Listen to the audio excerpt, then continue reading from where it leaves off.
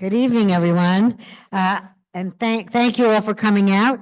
We really are happy to see people so involved with our government, with our democracy, and it's just great that you came out tonight.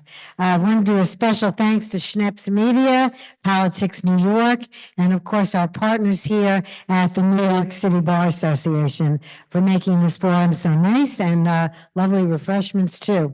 So I am Beth Finkel. I'm the state director for AARP New York. And we're very proud to be the sponsor of tonight's event because you know what? Older New Yorkers vote and their voices carry. When they go out to vote, they vote in huge numbers. They are absolutely 50 plus, the most dominant voters historically. And I'm just going to give you a little bit of data because they will show up at the polls no matter what. So last June was a pretty big primary, right? Wasn't an off year like this year. But just in case you'd like to know, 68% of all the voters in the June primary last year were 50 plus. And here in Manhattanites, 72% were 50 and older.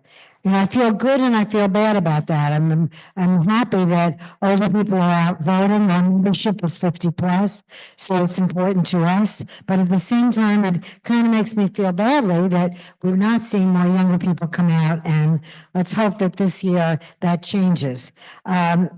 So local elections, we know that the dominant voter is even more likely to be 50 plus. As a matter of fact, in the primary 2 years before that, 2 years before that, in some of the sections of New York, not Manhattan, but Staten Island, 90% of the voters were 50 plus. Suffolk County, 90% were 50 plus. Here in New York City, I think it was a little over, it's around 77%. So it still was very, very high. So that's why we're here tonight, because we want to make sure that the voices of older New Yorkers are heard loud and clear. So we recently partnered with Siena to do some research to see what older voters were thinking, what were the most important issues to them. I don't think this will be a surprise. 84% said the most serious issue was the high cost of living. And you all live in Manhattan, so you all know that. You could all write the book on that. 88% called affordable housing a very serious problem. We all know that. 71% said they want the next mayor, and by extension, all the other local elected officials, to prioritize programs that make it easier to age in place. And we survey our members forever, and 80% or more always say they want to age in their own homes or in their own communities, their own neighborhoods that they have built up. The poll also showed that 47% believe that unpaid family caregivers should be a priority. So for those of you who've done caregiving or have had someone be a caregiver, or unfortunately, if we live long enough, we hope there'll be somebody who will help make it easier for us. And here's the one that always gets to me. 1 in 4 of them said that ageism is a problem. We see that same number, especially in the workplace, where people are seeing discrimination, either for themselves or for their coworkers.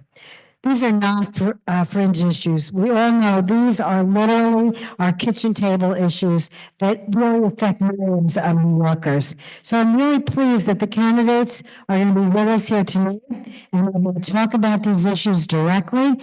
We hope they're going to discuss affordability, aging in place, public safety, access to healthcare, pedestrian accessibility, and support for caregivers. And here at AARP, we are committed to these issues. We have a table back there with more information. If you'd like to get some more information, if you'd like to volunteer with us, if you'd like to advocate with us, we would love to have you join us. So thank you, and thank you to Schneps, and looking forward to a great conversation. Good evening, everybody. I'm Mark Landis, co-chair of the Committee on New York City Affairs of the New York City Bar Association, which is a pretty long title. To our co-hosts, our audience, and of course our candidates for Manhattan Borough President and for City Council District 4, welcome to our home, the New York City Bar. We were founded over 150 years ago as a voluntary bar association with a particular interest in addressing corruption in the justice system. For the last 60 years, we've taken a key role in supporting policy initiatives and reviewing federal and local judicial nominees. We also sponsor pro bono initiatives around the world, as well as at our home, with our own City Bar Justice Center and our free legal referral service. Our committee, the New York City Affairs Committee, unsurprisingly from its name, focuses on legal issues of particular relevance to New York City and its government. Our work covers areas ranging from legislative and other political action at City Hall, to real estate development, to legal and policy matters at the state level that have a direct effect on New York City. We, like you, view this as our city. We want to see the finest candidates and the thoughtful candidates emerge from public debate and discourse, and we're happy to be able to co-sponsor this evening. Thank you, and I'll turn it over to Schneps Media.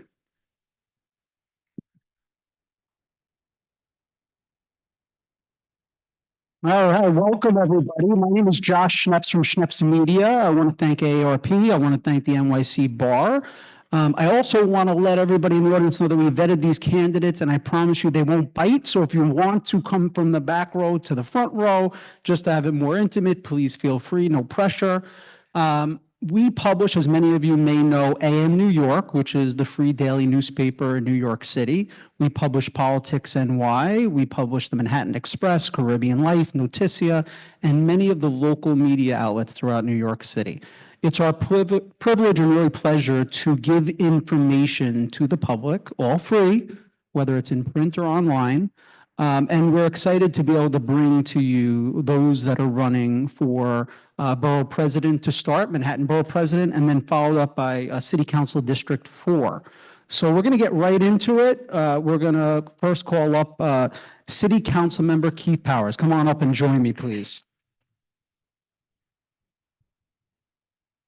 So we're going to have a conversation. These questions were vetted by AARP, by the NYC Bar, and some of our editors at Schneps Media.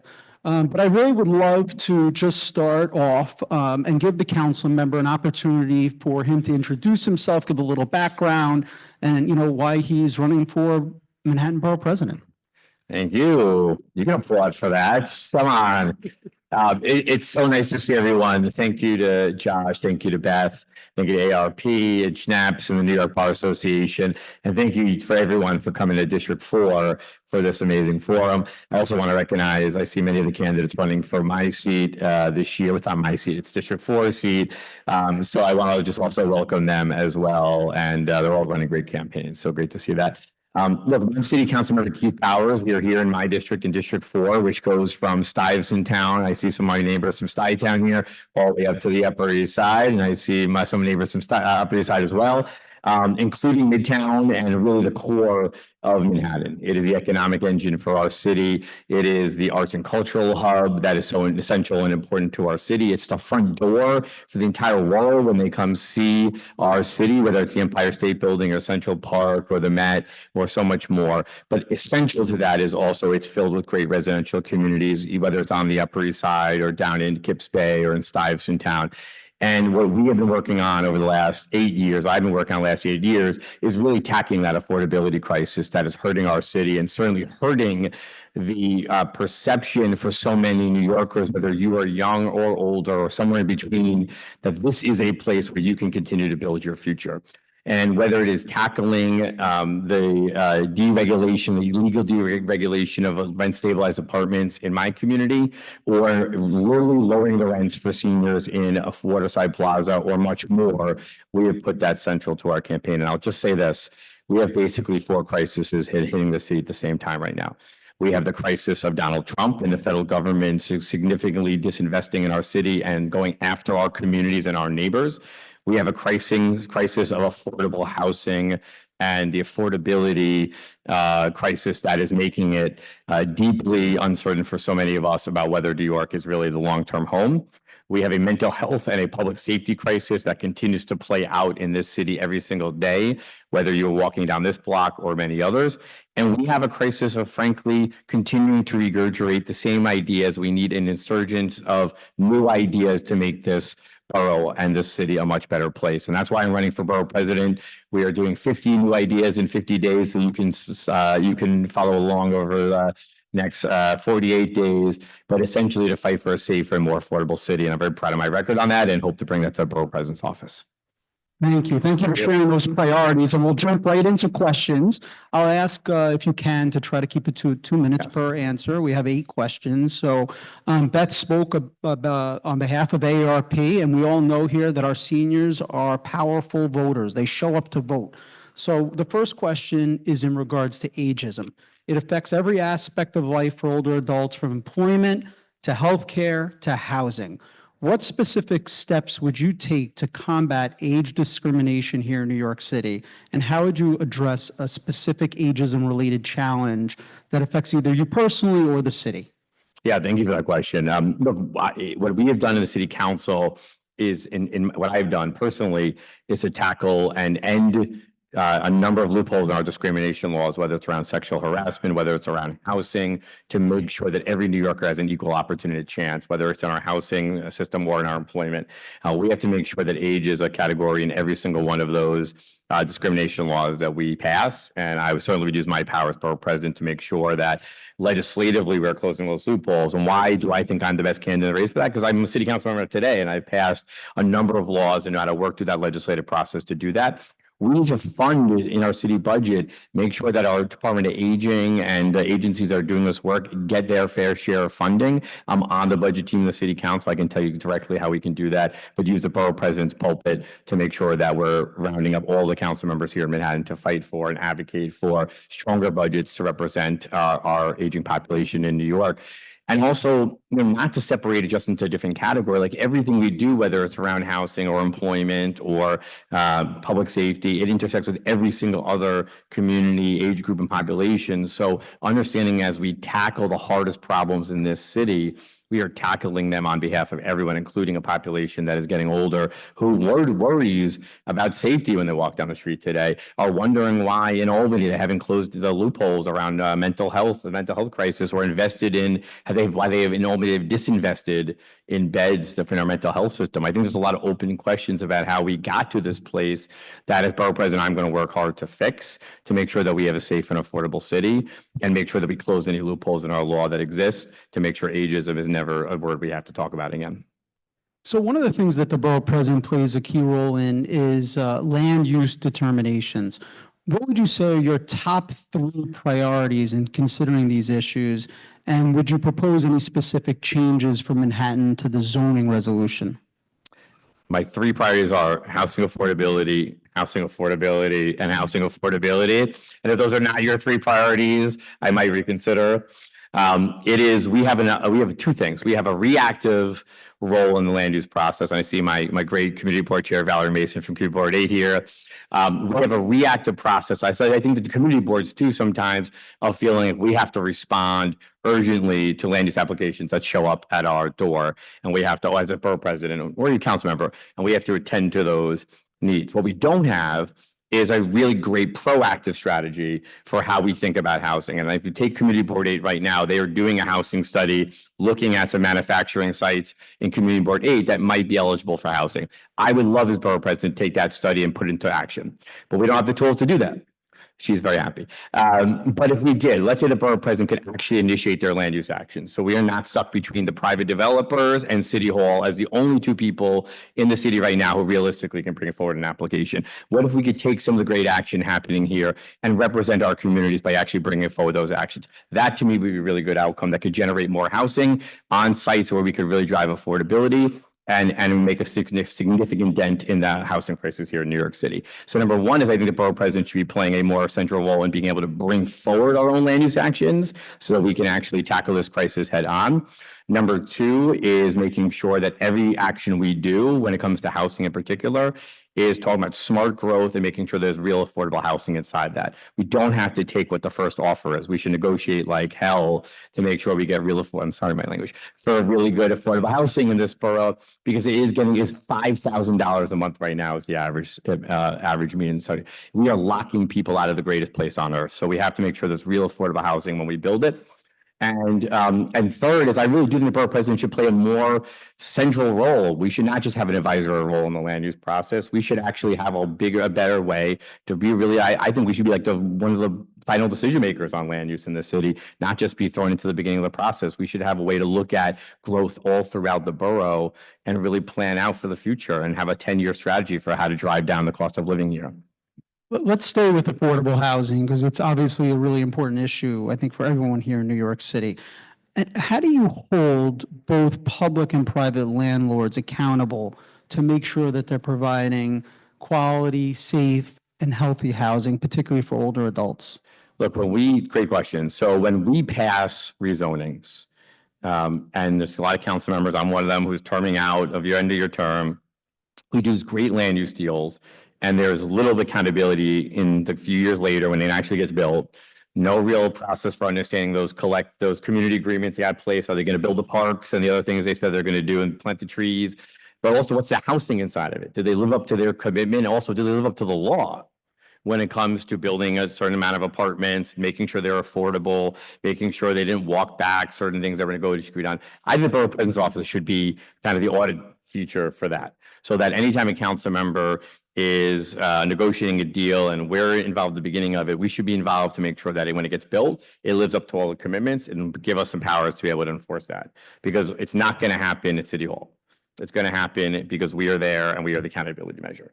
And in my 8 years as borough president, I will be seeing a whole lot of those come through the door. I'll also seeing a lot of council members leaving to go on to other jobs and term limited out. So I will be the person that's there 4 or 5 years later to make sure that when those deals get made, that we actually live up. They actually have to live up to their standards. So that's number one.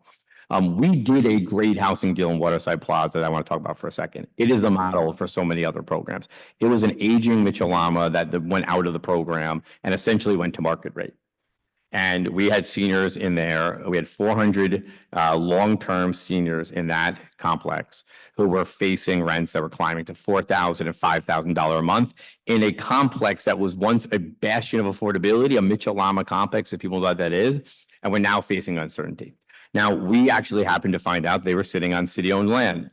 And that means that the landlord, who was a dear friend, by the way, his name was Dick Ravitch. Many of you might know him, and he owned that. And we went to him, and thank God we had somebody who's a public servant who maybe as a landlord, but we were able to negotiate rents down to, from 120% of people's income down to 30% of the income. We froze the rents and we locked in those housing units to the year 2098. Now, I'm certain I will not be in office in 2098. I can promise you that. I don't even know what I'd be doing. I'll probably be gone. But somebody will be living in that apartment. To me, that is a great outcome to preserve what's here today and build an opportunity for tomorrow. And that is exactly the type of stuff I want to do as borough president, to use every tool and creative strategies to make sure we drive down the cost of living. And I promise I will do that. So let's talk about one of the most vital hubs in New York City, in Manhattan, is Penn Station. Mm. So the Trump administration recently took over handling the renovations, which will certainly impact development in the surrounding area, not just for Penn Station. Do you see any opportunity to work with the administration in terms of an influence in what should be done to both improve the station and spur new economic growth? Look, I think a great role for the borough president in this planning capacity as these huge, complicated projects spanning different sort of regulatory levels, whether it's the federal government down to city government, because there's special permits on Madison Square Garden, there's state action here. It's a really complicated equation. So who is going to be the person that steps in and puts everyone at the table and tries to solve for that? That to me is like, there's no question asked. That is the borough president. And certainly that special permit will have to come up in a few years. So we'll have to have another conversation around the Madison Square Garden special permit and the MTA's needs there. But that's what I want to do. And it's going to be a day one action, is to bring everyone to the table and figure out. Now, I am not looking to cooperate with Donald Trump on really anything. I just want to be clear about that. But I am looking to cooperate with my federal counterparts here, and my city and state counterparts to make sure that we get a really good plan that delivers kind of everything that we need in terms of housing. We really do need housing in that area, to the public realm outside of it, to delivering good public transportation, and that it is a really critical hub to our city. And we have to make sure when we do something there, we do it right. And I have always scrutiny of the federal administration today to really think through complicated issues in a thoughtful way. So there's obviously a little bit of distrust about that. So I'm not sure if everyone here knows, but there are most likely going to be 3 new casinos coming to New York City, or very close to the 5 boroughs of New York City. And there's several that are being pitched for Manhattan. So where do you stand on those proposals specific to Manhattan? Yeah, look, I don't have a formal role in them, but I'm hearing from my neighbors a lot of deep concern about having to live near or adjacent to one. And I totally understand and recognize that. It's very hard from a quality of life, public safety standpoint. Now, there are also proposals in Queens and Bronx, and I think many Manhattanites would be happy if Citi Field or any of those other places home to it, so that we can grow the economic base without having to deal with the what could be the nuisance issues of having a casino nearby. And I don't have all the ones on the west side that are coming up. I do have the east side, and the community has been pretty clear about where they stand on it. We're going to go through a community advisory process this summer. And to me, I've always said the community's support of it is going to be pretty critical to moving any of them forward. And so far, I think there's a lot of work to be done on that front. So congestion pricing, big issue. People feel very strongly on both sides. It's definitely brought much needed relief to Manhattan streets. What other programs would you advocate for to increase traffic flow and really just reduce congestion for local residents? Look, if we're, as we move forward, to me, I've said it's really critical that, number one, we do a couple things. Number one is we tackle what to me is still a problem around like deliveries and double parking and sort of saturation of trucks in Midtown and other areas. So we've worked on legislation of the city council in the past. I think we need to bolster now to really tackle the crisis just of like Amazon and other trucks that are clogging up our streets, adding to additional reduced capacity. That's number one. Number two is I am a big believer in our public transportation system. We need to still figure out ways to improve service and upgrade our signals on our subway system. We got to keep it safe too, by the way. People do not want to get in the subway system. And I'm telling you, as I knock on doors every day, people are feeling on edge still about climbing onto the subway because of that one person. It's not 100, it's one person who can ruin the day, or do something incredibly bad. And we have to fix the laws around the mental health system and other public safety laws to make sure people feel comfortable and safe. It's just critical.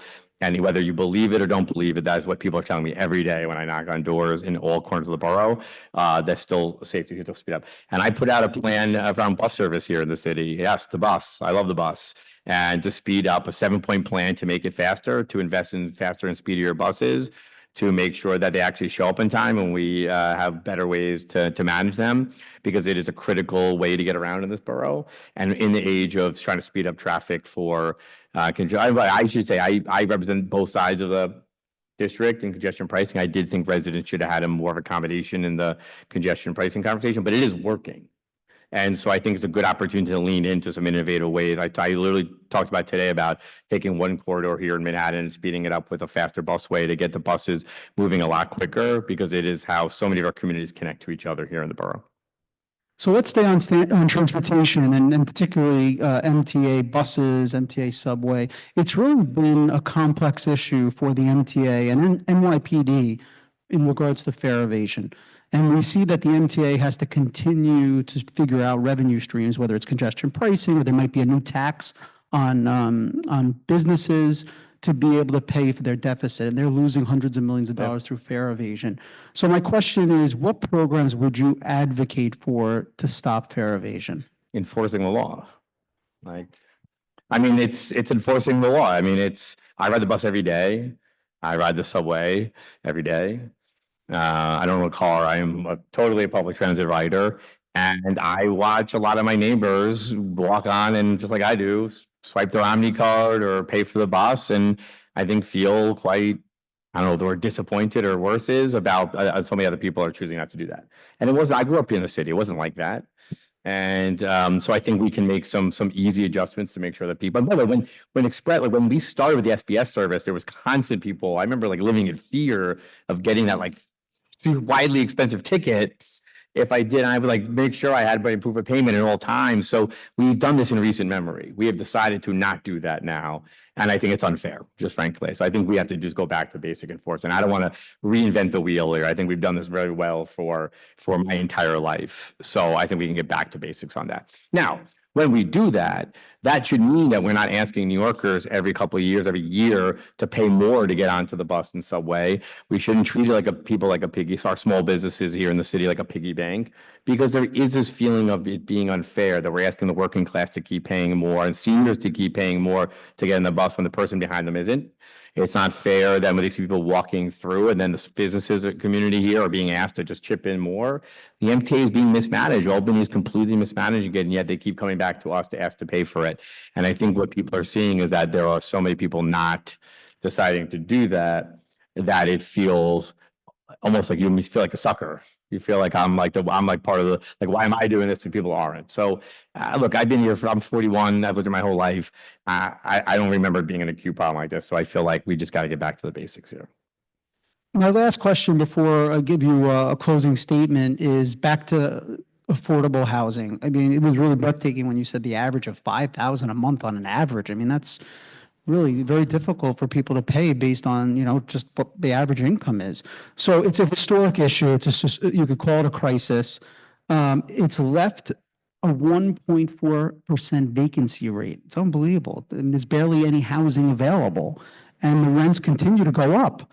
So how would you leverage your position as borough president to build more housing, specifically affordable housing here in Manhattan? Yeah, a couple things.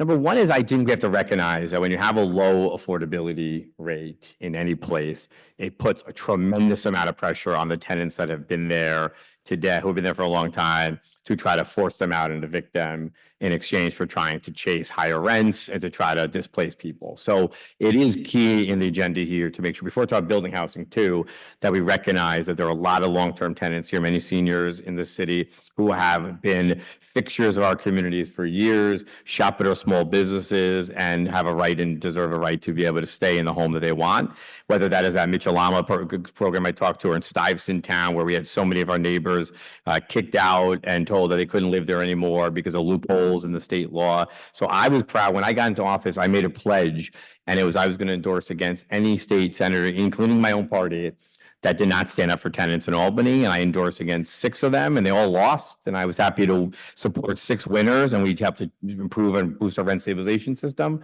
But in places like Stuyvesant Town, we found out our landlords still wanted to sort of play within the confines of believing that it wasn't really the case anymore. So we had to take them to court, and we won a really landmark court decision to protect 6,000 units of rent stabilization from losing their status. So we have to, number one, is recognize the challenge for a lot of long-term tenants who are maybe not working anymore and feel deeply insecure about the current status. That's number one. Number two is we do need to add more housing. What I want to see more of is, I talk about that community board aid example. I want to see the borough president be able to partner with our community boards, partner with our local council members to think on our own ourselves, also where we might be able to help contribute to this and bring forward those strategies. But that's only going to work if you have a borough president who really understands the land use process and really understands how to work through these complicated issues. Number three is I am pushing forward with Mark Levine, our borough president today, a office conversion plan here in Manhattan, not far from here in Midtown South, that will generate lots of good housing. There's affordable housing within that. We certainly want to see more, but that's going to allow existing buildings that are there today to be more flexible in their usage, which adds housing. And you don't have to actually necessarily build a new building to do that. But we do need to have a growth strategy here too, because we are the greatest city on earth. I know people don't like to hear about new stuff and new buildings all the time, but we do need to have a strategy to build more housing throughout the 5 boroughs. The other boroughs have to catch up and play a role in that too, by the way. I can't be fighting to convert buildings in Midtown and not find out that a 3-story building in another part of town isn't allowed. We have to have smart good growth. But what I do feel like communities feel often is that they don't really have a seat at the table. We want to change that. And I think our land use plan here for the Borough President's Office would actually put the community in the process. But we're going to do what Mark Levy did. We're also going to look for places where there are sites that are ready to go. And if they are, we're going to try to move them faster so they can actually get built and we can generate new good housing here. And I think, frankly, my long and deep experience doing this in the city council makes it a very easy transition to the Borough President's Office. Well, thank you for answering my questions and really would love to just give you a minute to give some closing statements. Well, first of all, thank you guys for being here. You guys can give yourselves a round of applause. I see obviously many familiar faces and neighbors and many folks that are meeting for the first time, but I really am grateful because this is where we get to actually do democracy. And in the age of Trump, we were saying this earlier, in the age of Trump, people feel like local politics don't matter anymore. You guys understand that's not true. Because if we want to fight back against the Trump agenda, it's going to be in blue cities and blue states. It's not going to be necessary at the national level. If we want to generate a plan of attack against what's happening in there, we're going to have to do it locally. We're going to have to figure out how to protect ourselves and our neighbors against what is to come. Don't be sure of that. But we also have to make sure that we are protecting our seniors and protecting our affordable housing against not necessarily Donald Trump, but the forces that tend to try to destabilize us. We have to figure out how to build housing here in the entire borough so that we can grow in a very intelligent, smart way. We have to be able to see that really includes everyone. We tackle discrimination. I've been doing that as city council for 8 years. I'm really proud of my record and proud to be a candidate who's grew up in a rent-stabilized community, son of a Bellevue nurse and a small business owner. My experience is really rich in the borough of Manhattan and our communities, and I think I understand deeply what people are really feeling and talking about, and really understand the tools that we have to go and fight that fight. So thank you everyone for being with us tonight. I really appreciate it, and I hope I can have your support for Borough President. Thank you, Councilmember Keith Powers. Thanks, everybody. Thank you, man. Really appreciate it. I look forward to Thanks, guys. Thank you. Well, I want to go right into our next candidate. Can I call up Calvin Sun, please? Come on down. The place is right. This is like a good room to yell that out, right? I want to remind everybody that there's ranked choice voting in the primary. So if anyone needs background information on ranked choice voting, what that exactly means, everybody that's going to be on the ballot, I would welcome you to go to politicsny.com, our local website covering local politics, because it's not so simple. The general election will not have ranked choice voting, but the primary does. Calvin Sun, come on up. Welcome.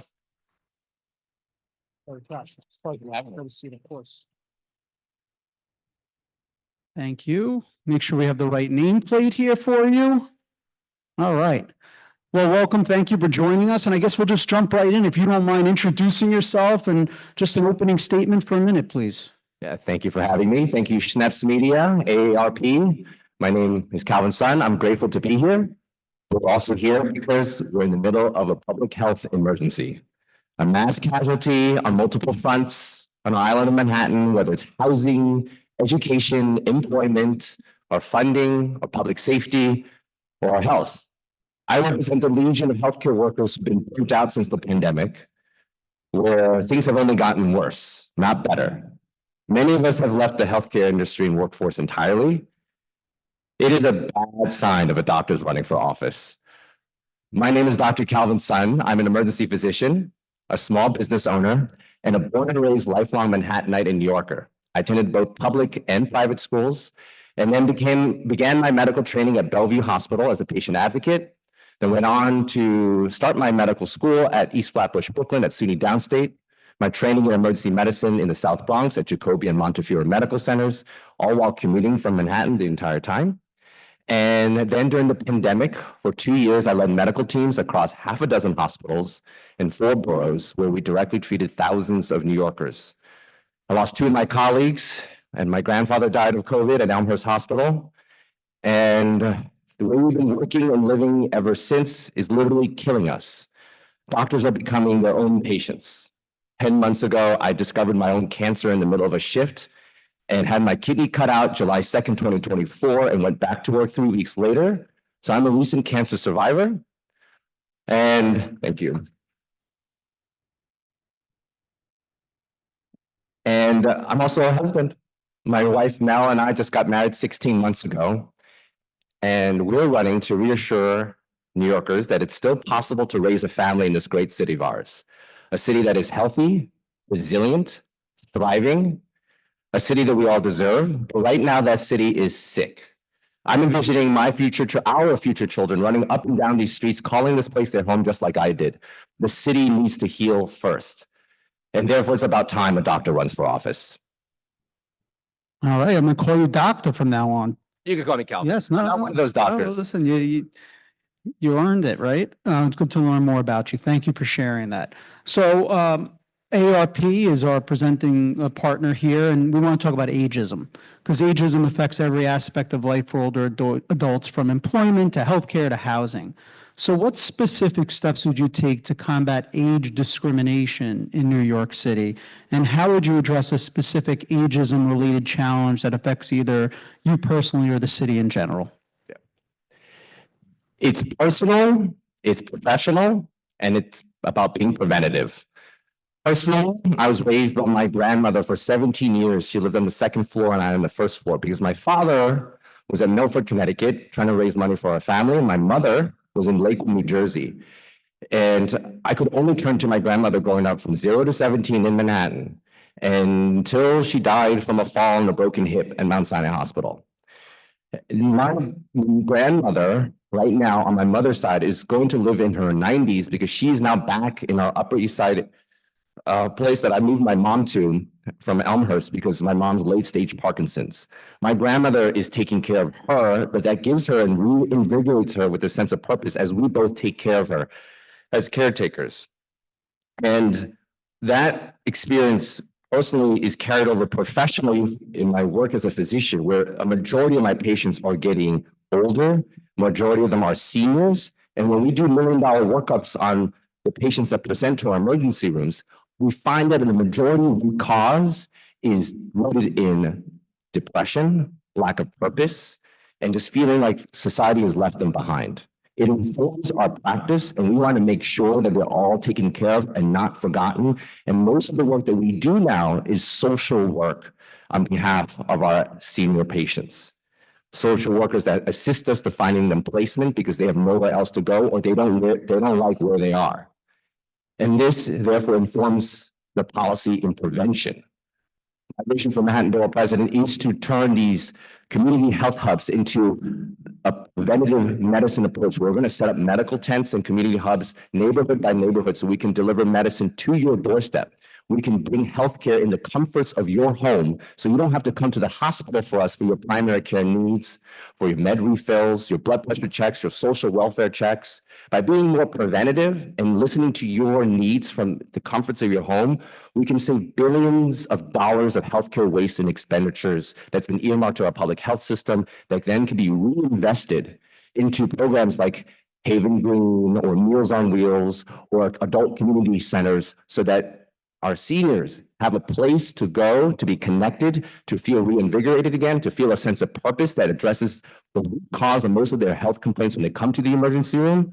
And therefore, we can keep the engine going to ensure that our senior population have not been forgotten, are not left behind. Thank you. Let's talk about land use. The borough president can play a key role in land use determinations. What would you say are your top 3 priorities considering these issues? And would you propose any specific changes for Manhattan to the zoning resolution? Increased supply for all, lower the costs for all. We're in the middle of a mass casualty in housing right now. And just like in our hospitals, when we are facing a mass casualty situation, anyone who watches The Pit, it's no longer doing everything for every one person. It's no longer making every one patient happy. We need to shift the standards and doing the greatest good for the greatest number. And that's what I'm in the middle of right now. I want to address what has already been built and also identify the areas where more supply can happen and make it equitable at the same time. You can do both. There are 2 truths that can exist in the same vessel. We're going to increase construction, but also convert empty commercial real estate into transitional supportive housing, especially in our midtown areas away from residentials, so that that the empty commercial real estate can be converted expeditiously. And as Manhattan Borough President, we have the authority in land use to expediting from 30 days to a 5-day window, which is like what is happening now in mass casualty standards, but ensuring its accountability so that they're healthy for the community as a whole. With commercial real estate being converted, if it's transitional supportive housing, we combine that with on-site job training and recruitment, on-site social workers and mental health therapists, clinics for their kids, so that the average everyday New Yorker who lost their home and has nowhere to go and is on the street is on a pathway to becoming rent-paying, tax-paying New Yorkers within months.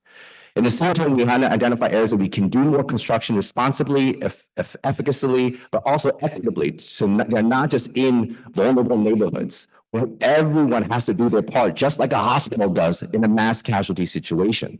And by doing that work, it's the vantage point of a Manhattan Borough President's Office from the big picture, just like my vision for as a command center for this mass casualty and housing crisis. We want to make sure that everyone is playing their part to increasing the supply and all to lower the cost for everyone else. And I want to also recognize the New Yorkers who've been left out of the conversations, who already have left New York. I know everyone here knows somebody who has left New York because it was too expensive for them. Even though they've lived here all their lives, they invested in this home and felt like it no longer belonged to them. They no longer recognize that. We want to ensure that they stay here. So I wanted to also do targeted surgical reforms to your second question of all the laws that make no sense, that are decades old, that do not apply to our current needs right now, while also keeping the ones that are protective of our tenants. So New Yorkers can feel like can stay here as long as they can until they see me in the emergency room.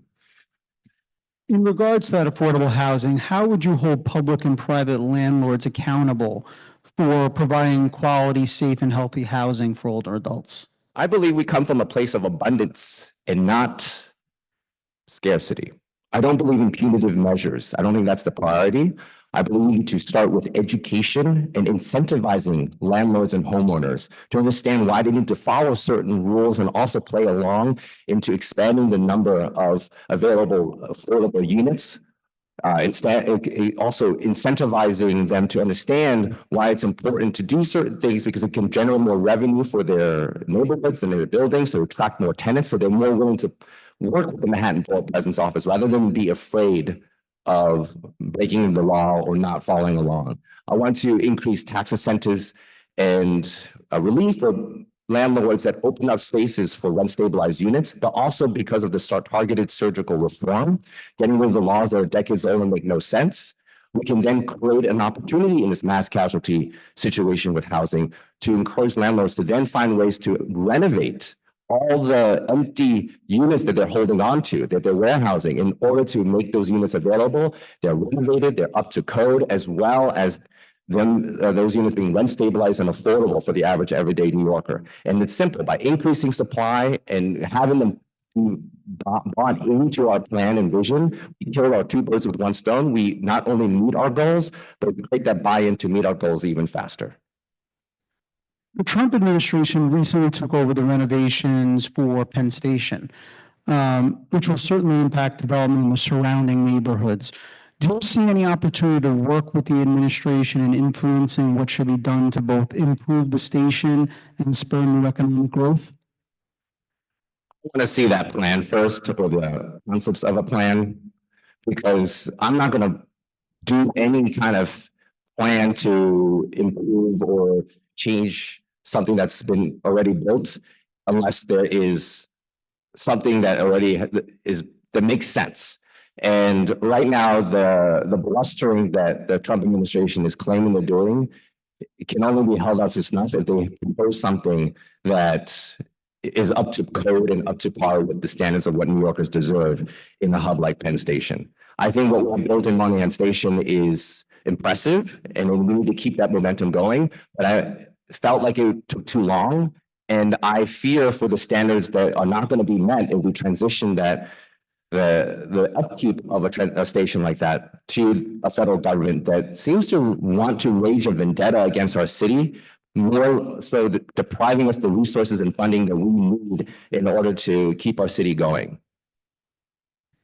There's several parties looking to open a casino here in Manhattan. Where do you stand on those projects? It depends on where the casinos are. I do believe in any means necessary in this mass casualty to generate revenue growth. As somebody who has visited every country in the world except for 3, I've seen other countries have done things equitably to ensure that it does not affect the local population while also generating revenue growth. For example, Singapore has a casino that citizens have to achieve a high bar to participate in those casinos, or they're not allowed to engage in it at all because of its potential health effects, because gambling is an addiction. But if you can, that you're capable of going to a casino and not depriving your family of the resources of getting on a slippery slope where you might hurt your family, then you should have the freedom to do so. But if you're someone that has a prior history, there should be a bar and high bar for you to clear in order to engage in the services of a casino. We want to make sure that the casinos that are being built are generating revenue, but also are responsible. They're healthy for the community as a whole, like introducing an organ into part of a larger body. So ensuring that all the accountability metrics are met, then also to see where they're trying to build those casinos, can we find a win-win solution through that conversation? I'm not advocating for a wholesale removal or approval. It all depends on how, not what. So congestion pricing was recently implemented. We'll see if it stays or not. But what other programs would you advocate for to increase traffic flow and reduce congestion here in Manhattan for local residents? Pedestrianize certain parts of Manhattan and prioritize that. We'll identify areas of Manhattan that can be pedestrianized safely, responsibly, so that we increase the opportunities for us as New Yorkers to run into each other on the street. As a proud owner of a non-state driver's ID, I walk everywhere and I depend on mass transit since I was born. And I love the public bus system. I'm one of the few people that knows how to navigate it. We need to redevelop our public bus map to make it more engageable and fun to use, interactive, so more New Yorkers are incentivized to use it, and streamline and improve the quality of our subway system, and pedestrianize certain parts of Manhattan, as well as hardening our bikes and scooter lanes so New Yorkers can ride e-bikes without hurting another person and for them to end up as a patient in my emergency room.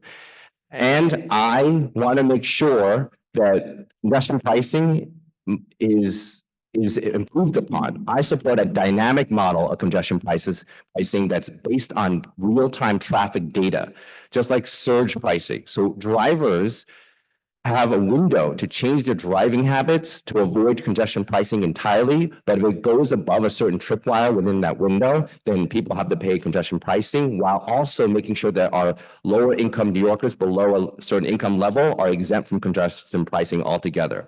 But New Yorkers work best as a team. I've seen it before growing up here. And if you have New Yorkers work together, magic can happen. And I would think that if New Yorkers work together to slow down, to change their driving habits or not use it all entirely to avoid certain congestion metrics to initiate pricing, can we actually improve traffic rates for the parts of Manhattan that remain non-pedestrianized?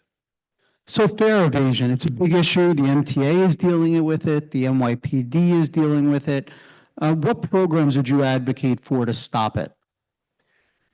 I've seen so many different countries do amazing creative ways that prevent fare evasion. And we're doing some of that now, but it's all performative. I think there's ways to Could you please, excuse me, could you sit down, please?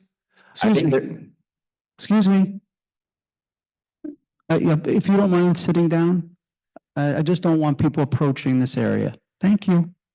Sorry to be interrupted. Okay. Yeah, I believe that fare evasion needs to be enacted. It has to be just and fair for all. If I'm paying my fair share, other New Yorkers do as well. We need to institutionalize and make sure that fare evasion offenses are being met equally with that fare. I don't think it's appropriate to meet that with violence, but ensure that it is enacted and ensure that there are consequences when you evade the fare, so people and New Yorkers understand why not to do it, increasing the fines, but also engage in creative ways, such as physical barriers, so that fare evasion doesn't even have to happen in the first place. We also have to incentivize. I don't believe in a overly punitive approach. I want to create buy-in so we're all in this together. By increasing the quality of our subway station, by increasing the accessibility of our subway stations. 41% of Manhattan is inaccessible. The 41% of Manhattan subway stations are considered inaccessible. By increasing the quality is a very visible way for New Yorkers to see that the investments are going somewhere, and they are more likely then to put money into the MTA system to keep those momentum and projects and renovations going. So you certainly emphasized affordable housing is the last question, and then we'll go into a closing statement from you. But it's really a crisis that we're facing. As I mentioned before, we have the 1.4% vacancy rate and skyrocketing rental prices. How would you leverage your position as borough president to build more housing, specifically affordable housing in Manhattan? Yeah, I feel like affordable, the word affordable has been tossed around so much, it's going to be another soundbite. And now we're going to use truly affordable, and I'm worried that's going to go in that direction. So how do we ensure to increase supply is the direction. Increasing supply lowers the cost. So as Manhattan Borough President, we have the vantage point of seeing all the areas that has potential to be converted from empty real estate to transitional, supportive, and truly affordable housing. We want to ensure that they're doing it in a round robin style. So some places are transitional and supportive because some places can't be just converted immediately to residential because they don't have windows. You need to have a window in your bedroom. And others can be already converted to truly affordable housing so that people who are on the street, are in transitional supportive housing, are getting a job, becoming tax-paying, revenue-paying, tax-paying, rent-paying New Yorkers over a few months. By then, the truly affordable housing is done with the renovations so they can move in there, as well as getting other people off their feet into those transitional supportive housing at the same time. By increasing that supply, the housing costs will go down. We then can identify areas of Manhattan that have potential to do infill housing. We have to make sure that there are areas that have no activity going on to build in those areas, but making sure those building and new development is equitable and it's shared equally across all neighborhoods and not just the ones that are always taken advantage of and the most vulnerable ones. And we need to ensure that education is there of every neighborhood and community board to understand that we're all on the same team trying to solve this crisis together in a mass casualty sense, and everyone has to play a role fairly and equitably to figure our way out of this collective trauma that we're facing right now with low housing and supply. Thank you so much for answering my questions. I really appreciate your time, and I want to give you a minute here to provide a closing statement for everyone in attendance. Sure. Again, thank you, Schneps and AARP for having me. I'm grateful to be here. Again, my name is Dr. Calvin Sun, and I'm an emergency physician, a raised lifelong Manhattanite, small business owner, and also someone who feels like we could do so much more in this city because right now we're in what I call a 4 a.m. moment. I'll get to that, what it means later. Unlike my esteemed colleagues, I understand I'm not an elected official, but I carry with me the experience of having navigated already one of the most notoriously difficult bureaucracies we've ever known, and that's the healthcare industry. I've already had the experience of advocating for patients for life-saving care in the middle of life and death scenarios against an insurance denial, the experience of changing protocols in a hospital or a medical tent on the street, whether it's a pandemic or a marathon in the face of mass casualty crises, the experience where every working day of my life has been every New Yorker's worst time of their lives because of policy failures out of our control. And this failure moment, when I refer that, is the overnight shift that we see more often than usual, unfortunately, in our emergency rooms everywhere between 7 p.m. and 7 a.m. Where the waiting room is full, we are drowning, and there's no end in sight. But then something magical happens when I see my medical teams come together to figure our way out of this. And by 5 a.m., we find our rhythm. And by 6 a.m., we begin to breathe. And at 7 a.m., the waiting room is empty. The new team comes to relieve us, and it's a new day in the emergency room. I want to bring those experiences from our safety net hospitals where New Yorkers have nowhere else to go and apply them to the elected office position so we're moving from surviving to thriving. I don't no longer want to treat an emergency and be reactive to crises. I want to prevent them from happening in the first place. From how do we make it here every month to how do we give back to the city that has given us so much? To foster an environment where we're creating 1.2 million borough advocates. I'm therefore inviting you to join in this vision of recognizing we're on that 4 a.m. moment right now. We're in the cusp of it. And we can work hard together because I've also seen the magic that happens when New Yorkers come together. As a born and raised lifelong Manhattanite for the last 38 years, when New Yorkers come together to find a way through it. And we're on that cusp, and you can be a part of that vision. And so therefore, I want you to all see that we're going to roll up our sleeves and let's turn magic into policy. Thank you so much, Calvin Sun, everyone. We are going to roll right into the city council forum, and I'd like to call up the candidates. Please come up and take seats here.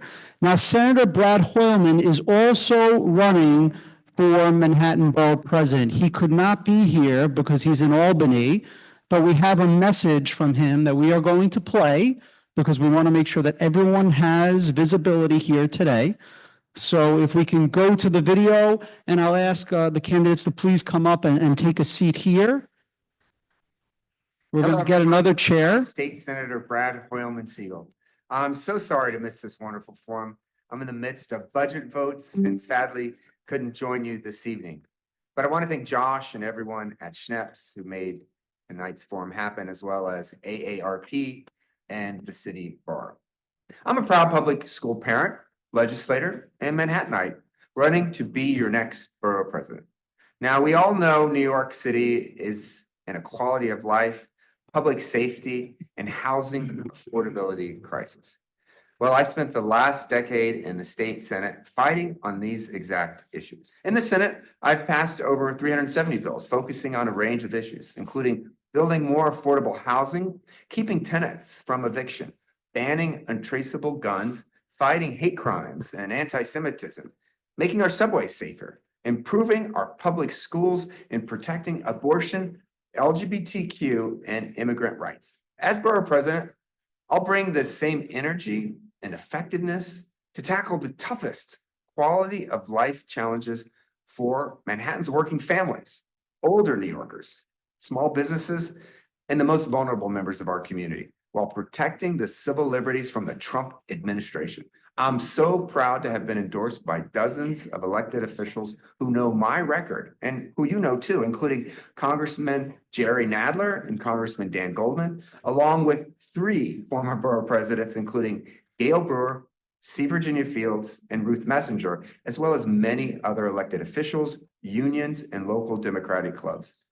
Thank you so much for your time, and I look forward to seeing you on the campaign trail soon.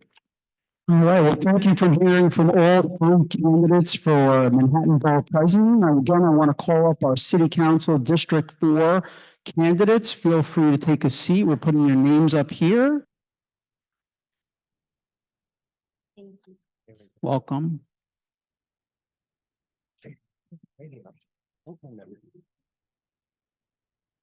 Terrific. It's so low. Well, thank you all for your time. We appreciate you being here. The format is going to be pretty simple. I'm going to start off with having each one of you introduce yourselves for 1 minute each. And then we have 5 questions. We'll go 1 question at a time and get everyone a chance to answer it. We're going to hold you to 2-minute answers, please. So why don't we start with brief introductions, again, 1 minute each. And why don't we start closest to me right here? Thank you. Sorry, I'm a little bit short, so I'll try to prop myself up. Can you hear me if I get that right? Okay. Thank you so much for having me tonight. Thank you so much for being here, everyone. I'm Vanessa Aronson. I am a public educator. I'm a community and nonprofit leader, and I'm a former diplomat. Throughout my career, I've managed multi-million-dollar budgets, and I know how to keep a complex system afloat without sacrificing essential services and functions. As a public school teacher, I was a tireless advocate for my students. As a community leader, I've testified and advocated for affordable housing, healthcare affordability, and government transparency. And as a diplomat, I had the honor of representing our country on the world stage. I've been hearing from a lot of voters and community members that life in New York shouldn't be this hard. We know that amidst an affordability crisis, a mental health crisis, a housing crisis, inaccessibility all across our city, and a crisis in confidence in government, I believe that you deserve a city council member who's not afraid to take bold action. And I know that I'm the candidate you can trust to lead us in this pivotal moment for our city.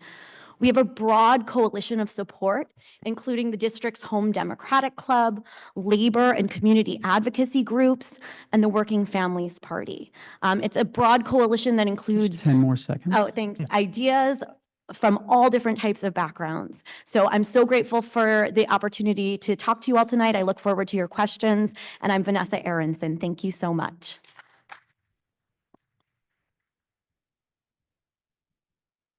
Good evening. I'm Faith Bondi. It's a pleasure to meet you all, and thank you all for coming tonight, and thank you for hosting us in this most amazing building. I am an attorney. I am a public school parent.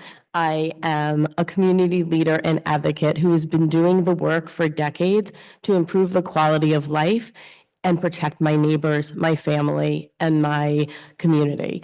I am currently the president of Samuel J. Tilton Democratic Club. I sit on the board of the East 60s Neighborhood Association.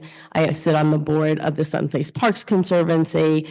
I've been on the PTA for a decade. I served as PTA president, and I really have been entrenched in the issues that affect us on an everyday life. And that means bringing people together who are diametrically opposed and coming to common sense solutions and working across differences, which is what our city really needs. So we need a safe, affordable city with common sense leaders that understand that every single thing we do has real world impacts on everyday New Yorkers, whether it's legislation that raises the cost of living, whether it's enforcement on our subways and buses of fare evasion, enforcement on our streets of e-bikes run amok so that people feel that they are safe walking our streets, ensuring that our police departments have the resources that they need to protect us on a daily basis, and making sure that we have a city for everyone so that people can build their lives here, stay here, age in place, and live here for as long as they want, and enjoy our city.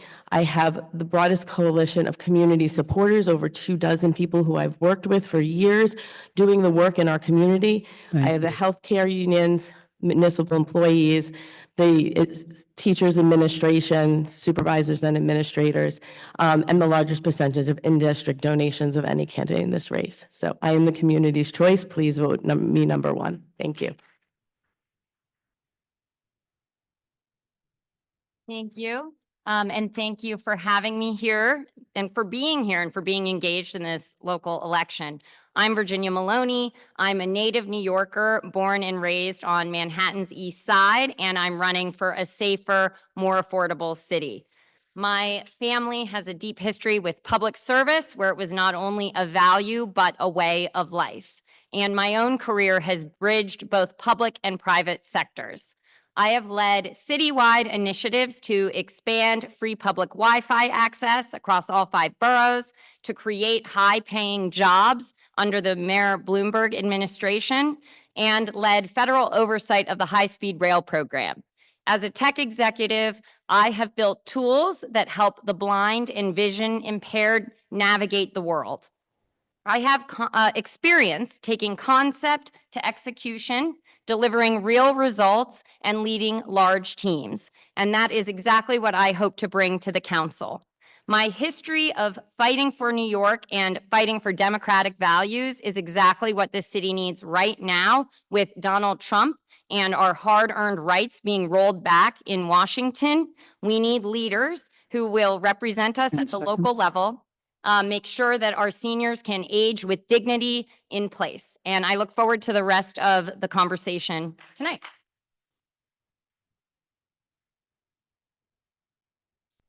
Thank you to the Bar Association, to AARP, Schneps Media, and Politics New York for hosting us tonight.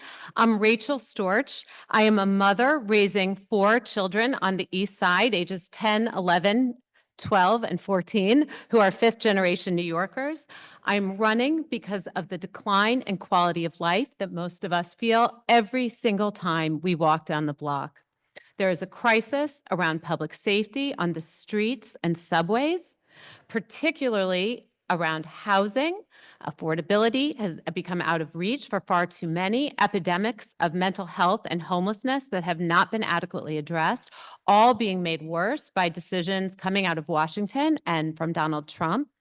For the last 5.5 years, I have served as Chief Operating Officer at Fifth Avenue Synagogue in Manhattan and previously worked at the 92nd Street Y. But I also have a prior chapter in elected politics and served 3 terms as a Missouri state legislator before I had my children. I worked as Deputy Chief of Staff to United States Senator Jean Carnahan, Missouri's first woman senator, 10 as legal seconds. counsel and policy director in the state Senate, and began my career as a legal aid attorney with a focus on Medicaid and access to health care. I look around and I see fixable problems. As a common sense problem solver with more than 25 years of experience, I will hit the ground running on day one and make sure that New York City works efficiently and well for my family and yours. Thank you. Thank you. Benjamin? Hi, everyone. Thank you for being here. My name is Ben Wetzler. I grew up here on the East Side, on the Upper East Side. I currently live in Stuyvesant Town with my partner, and I have been working in public service throughout my entire career. I started out right after college as a junior analyst with the state division of the budget, using performance analytics to try and make our government work better and deliver service to the public better at a lower cost to the taxpayer. I knew that I was really passionate, that the thing that I was most passionate about was housing policy, specifically affordability. So I moved back to the neighborhood to work at the State Department of Housing, the Division of Housing and Community Renewal, where I've been for the last 8 years, working to try and lower the cost of housing and create more opportunities for New Yorkers, because as many people have said tonight, it has gotten totally out of control and has really destroyed the fabric of our city. In 2017, I had never done any kind of political anything. I had never knocked on a door. I had never handed out a flyer. But I knew, seeing what was happening at the federal level with our new at the time was new and now he's back again, president, that we were really suffering a failure of leadership, not just in the country, but also here in the Democratic Party. And so I challenged the Democratic Party leader for the East Side, won that election in an upset, and served in that role for 6 years, helping to bring more people in and engage more people in local politics. I've put out a really detailed policy platform on my website. We've got 3 parts out already covering housing, public safety, and open space. We're going to do one on education and one on accountability in a little bit. You can find them at voteben.nyc, but you'll also get to hear from me what I think about that stuff tonight. Well, thank you for all being here and introducing yourselves. We're going to try to be as fair as possible. So what we'll do is come backwards. So we'll start, Ben, with you on the end. It's going to be the same question for each of you. So if you need me to repeat the question, I'm happy to. But it's going to be 2 minutes, if you don't mind. I chime in to let you know when there's 10 seconds left, just because I know it's hard to keep time for yourselves. This first question is all about money and funding. So Ben, I'll start with you. Older New Yorkers rely on essential services like home care, meal delivery, and older adult centers. Yet the Department for the Aging receives less than 0.5% of the city's budget. Given the rising demand for these services, will you commit to increasing funding for aging-related programs in the city budget? That's a pretty easy question. Yes. Yes, I would commit to do that. I, in the course of the campaign, have spent a lot of time going around the East Side's senior centers, the great services that the nonprofit organizations funded by the city provide, and there really is nothing to cut. We see people in the division of the budget, sort of put out budgetary targets and say, cut it by 10%, but what are you going to cut? You're going to cut the food, you're going to cut the bingo, you're going to cut the chairs. Like, these are services that really matter to a lot of people, and they are providing something that they would not be able to get otherwise. So I think that protecting that is one of the most important things that we can be doing, and it's definitely going to be something that I'm going to bring onto the city council. Thank you. We'll come to Rachel. Thank you. My answer is also yes. As someone who's spent many years serving on the budget committee, I know that this is where the rubber hits the road.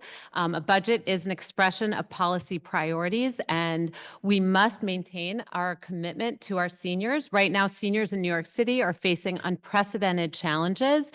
Trump and his administration are suggesting that there are threats to Medicare and Social Security, and they're really actively dismantling the foundation of what it means to age in our country. As a city council member, I will take all of this on to make sure that seniors can age in place. More than 1 in 5 seniors are living in poverty in our city. That is unacceptable, and they should never have to choose between medicine or food or housing, and yet that is the reality that so many of our older people face today. I will be a fierce advocate for protecting the programs to expand affordability, to ensure that seniors are able to have transportation, that we are funding accessibility so that they can get down onto the subway platform to fight for funding for fair fares.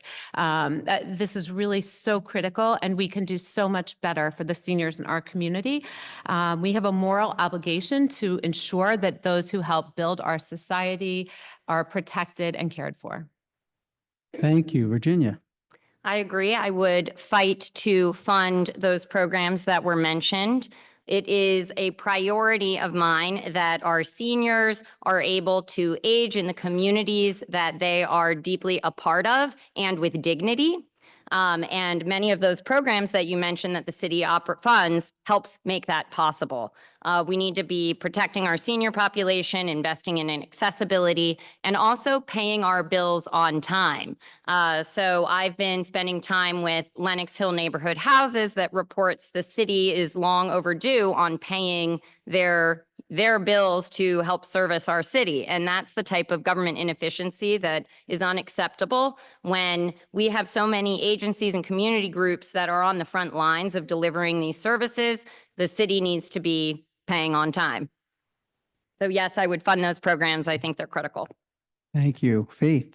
So I agree. We should continue to fund them at the highest levels.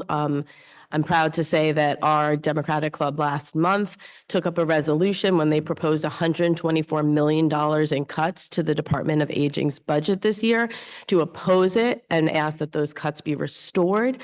I would go a step further and increase the budget. As our senior population increases and is increasing faster in our city than any other population, we need more services for seniors. Our senior population is a vibrant members of our community. I spend the better part of every single day with seniors, and they have so much to give this city. And senior centers and adult centers are really a hub for people to get together. I've been in the centers. They talk politics, they talk current events, they watch movies, they exercise, they learn and get up to date on technology. And they're really an important place also to prevent isolation and depression. And they're really critical to the mental health of our city and our seniors and to all of us. And in fact, more people should be volunteering in them. I do agree we need to make sure they get paid on time. I don't actually think it's an inefficiency. I think it's just a way for us to use the money to our benefit while hurting those who are providing critical services. And I would also expand services to make sure that all adult and senior centers have the social service support that they need to make sure that seniors that attend them know about all the programs that they're entitled to and are eligible for so that seniors can take advantage of them and help make their lives more affordable in our great city. Thank you. Vanessa. Thanks so much. A little bit of a disadvantage being at the end of this question, only because I fully support everything that everyone up here has already said. It is a scary time when not only are we seeing the city deprioritize funding for services for seniors. We also know that we are losing funding from the federal level for these important critical services that help our communities and the seniors in our communities every single day. So I think this is one of those moments where budgets are moral documents. They're an expression of our values as a city, and we need to fight tooth and nail to ensure that these programs are not only funded to the highest level, restored despite what federal cuts we receive, and also expanded. Since everyone already answered this question a lot, I will also pivot to an issue that's really important to me that's related to these issues, which is accessibility across our city.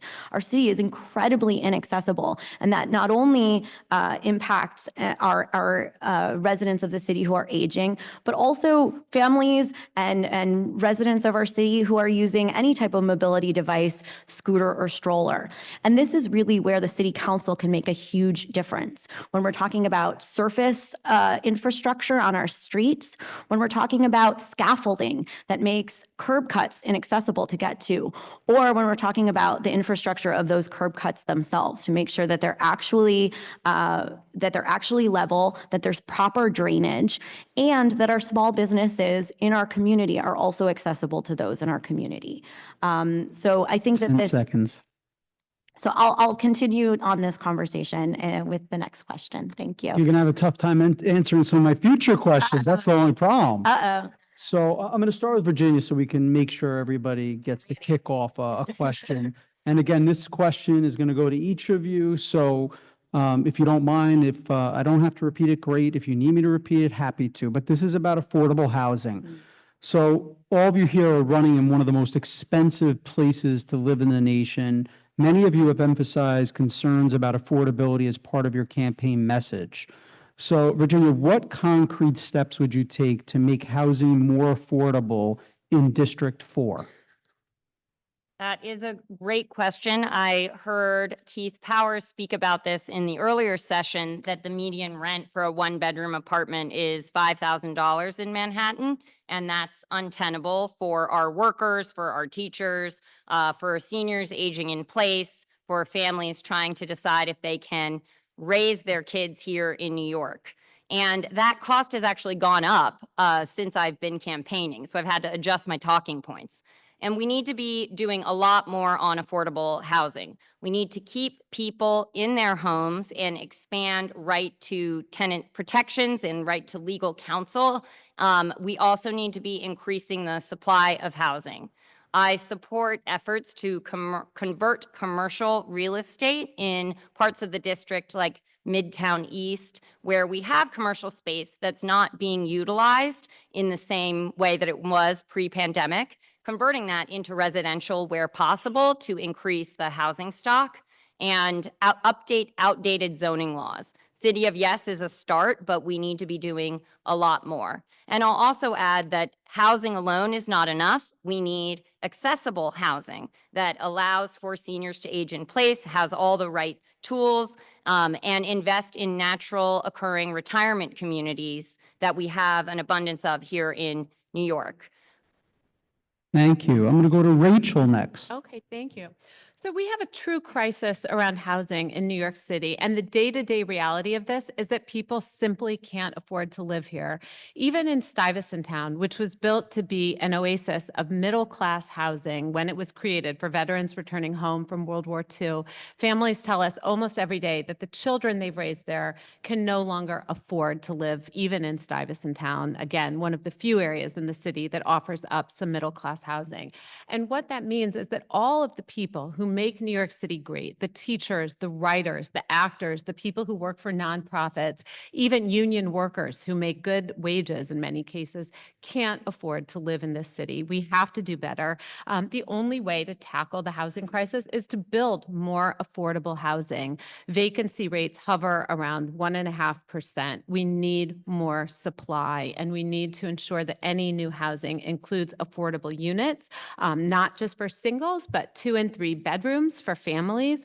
We've got to protect rent stabilization and protect against predatory landlords. The Rent Guidelines Board just last week voted to increase stabilized rents by between 1.75 and 4.75% after several years in a row of heavy increases.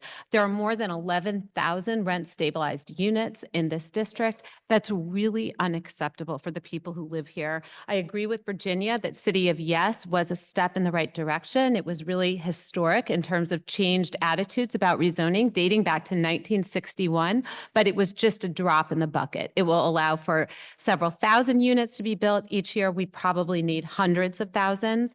And again, I agree that we have to continue to look for opportunities to convert some of the unused seconds. office space in Midtown to residential and have it be mixed use with both office, retail, and residential. Thank you. Thank you. Let's jump over to Faith.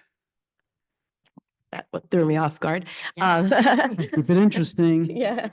So I agree. We need more housing, but more housing, more units isn't the only answer. Yes, we should convert. Yes, we need to build more. We need to make sure that we're building and converting to the right type of units. We need more senior housing that has wraparound services so that seniors who live in the housing get all the support that they need so that they can continue to age in place for the duration. We need to make sure that seniors and others who are eligible for programs such as SCREE and DREE apply for them, because so many New Yorkers are eligible, don't know they're eligible, and don't take advantages of programs that will freeze their rents, give them tax abatements, and therefore make their lives more affordable. We need to work to maintain and preserve the affordable housing units that we already have. We need to take city and state-owned land and reserve it for truly affordable. And when I say truly affordable, I don't just mean truly affordable levels, but only affordable housing so that we put our money where our mouth is. We can't just ask for-profit developers to build affordable housing if we're not doing the work ourselves. And again, we need to make sure those units make sense for the communities that they're in, so that we have units that are good for seniors, that are accessible, that are built to accommodate people of all abilities, that we have apartments that are available for families. A studio apartment is not going to be a good unit for a family, yet HPD often just focuses on the number of units. But census data is really important, so we need to really invest in a broad spectrum of work. We also need to work with developers to incentivize and get them to want to build affordable housing. They're not going to just do it on their own. It's against their fiduciary obligation to their investors. And so we need to work with all the stakeholders to understand what kind of programs and incentives we can provide to get them to build the affordable housing that we need. Thank you. Vanessa. Thank you. Thanks so much for this question. This is an issue that I've worked on in many different capacities, both within my background in public policy, but also as a member of the community board. The only candidate here was a full member of the community board and sat on the land use committee. So I have a very robust affordable housing plan that is available on my website. And there are 5 prongs to my plan. And the first is to protect the current stock of affordable housing. Yes, we need to increase stock, but we're also losing affordable housing at an alarming rate. Since I think it was, 2019, it's estimated that we've lost 150,000 units of affordable housing alone. The second prong is that we need to hold HPD and the Department of Buildings accountable to ensuring that the affordable units that are promised by developers are actually followed through. So these programs where we're incentivizing developers to build affordable housing are worthless if they're not actually enforced. What we've seen is that numerous instances in our community, in our district, where developers were given extra height under the mandatory inclusionary housing, which will now be the universal affordability preference, did not follow through on the affordability that they promised. And it's often promised to take place in another borough, and no one's actually enforcing this, that they're following through. So that's number 2. Third, as was already mentioned, we have to convert commercial to residential wherever possible. We know that the Midtown, that the office vacancy rate in Midtown is 20%. And if we could increase density only on sites that already allow for residential towers right now, we could build 85,000 new mixed-use units today without any other changes.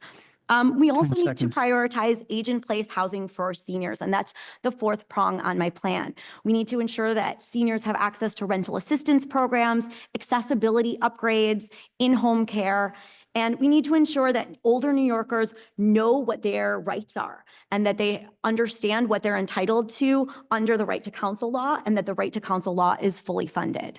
There's a fifth prong, but it involves building modern middle-class housing, but I know I'm probably over time now.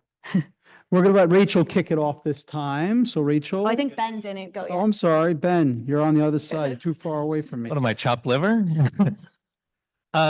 Yeah, so I'm really glad to have this question. This, like I said in my introductory remarks, this is in both my professional and my political life really been kind of the focus of what I've been working on. And one thing that I really am the most proud of my time in local politics here in New York is that I was one of the first voices in the Democratic Party here in New York City to be saying that you did not have to choose between protecting existing tenants and planning long-term for more supply in the city. That's something that I felt very passionately about, and even just a few years ago was not something that you really heard a lot of elected officials say. I sincerely believe that. I am the only rent stabilized candidate living, running. And I am also. you're rent stabilized? I am. I thought you owned your place. Okay, well, all right, so I guess I'm wrong. But you heard Keith Powers earlier talk about his efforts to preserve housing and affordability in Stuyvesant Town. As a result of those efforts, 6,000 apartments that our landlord were trying to deregulate ended up stabilized. Mine was one of them.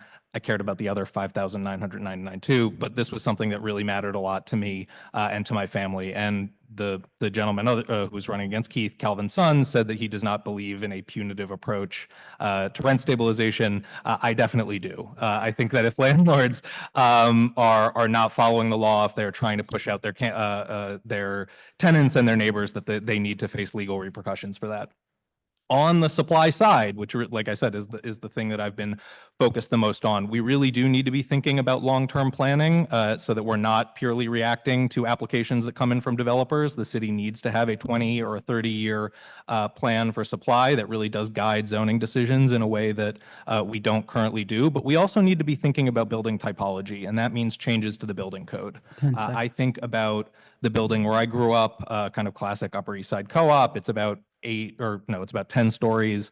It has a staircase in the middle and 2 elevators. That would not be allowed today. It's not allowed. Those kinds of mid-rise co-ops are not permitted under the building code and haven't been since the 1960s. But those were really like the low-cost housing that built so much of the East Side. And now when you look at new buildings that are going up, they're all kind of glass and steel pencil towers.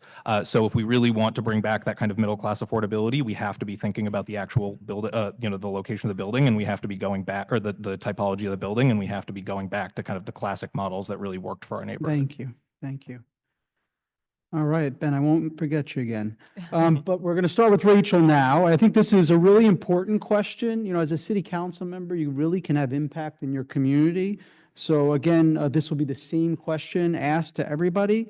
And again, starting with Rachel.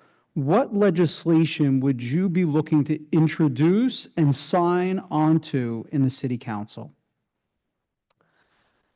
Okay, well, right now, I think we have some real crises in the city around public safety, and that is a top concern for me. I think the concerns around public safety are real, and they are present, and they have diminished quality of life in the city for our residents. Just this morning at school drop-off, a parent told me that her 5th grader had witnessed a robbery in Duane Reade on Lexington when he was buying his Cheez-Its. About an hour later, a super of a building at that corner at 77th and Lex told me that once the scaffolding went up for for them to do their local Law 11 work. Junkies gather under the scaffolding to shoot up. They are defecating in public. New Yorkers deserve better than this. And yet every day, really, New Yorkers are telling me that they don't feel comfortable on the streets or the subways. I cannot tell you the number of people I know who will not go down onto the subway platform. I would be looking on City Council to make a real investment in our police department. I think we probably need about 5,000 more members of NYPD to have a full department that can have patrols on the streets and the subways where we need them. The force is really depleted right now. We need to make sure we have enough detectives in place, that we are recruiting and training the detectives. We need to make sure we have enough school safety officers. We're all aware of increased violence in schools, and the number of school safety officers has been cut by almost 50%. As a mother of 4, I know the fear you feel when your children walk out the door every day, and we can't even count on our schools to be places of safety. I think e-bikes are a real issue and need to be addressed in the council. We need to license them at point of sale. They are heavy and fast. They are flying down the bike lanes and the 10 sidewalks. seconds. We need more accountability from delivery companies on the e-bikes, and they need lights on front and back, and they need to be out of the parks and greenways. And in my final 5 seconds, I will just say that there is a scourge of anti-Semitism afflicting the city, and I would look to fight anti-Semitism and any other form of hate I see through legislation. Thank you. Ben, same question to you. Yeah, so definitely agree with a lot of what Rachel was saying. I brought up earlier some of the housing related things that I would want to do. In terms of stuff that we haven't talked about already, there was a package of legislation that went through specifically regarding scaffolding, which is something that it's just a quality of life thing. It really just annoys everybody. It makes the city ugly. It is expensive. It creates safety hazards and sanitation hazards.